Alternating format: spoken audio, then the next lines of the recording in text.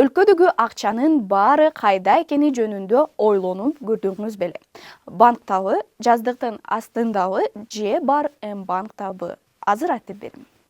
2025 жылдын 1 апрелине карата Кыргызстандагы акча 241 миллиард 723 миллион сомду түздү. Анын 22 миллиарды гана коммерциялык банктардын кассаларында турат.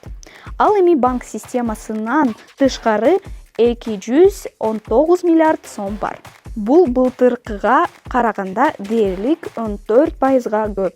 Демек, өлкөдөгү акчанын көбү банктарда эмес, элдин жана бизнестин колунда экен. Сизге суроо: сиз акчаңызды кайда сактайсыз? Банктабы, үйдөбү же жаздык астындабы?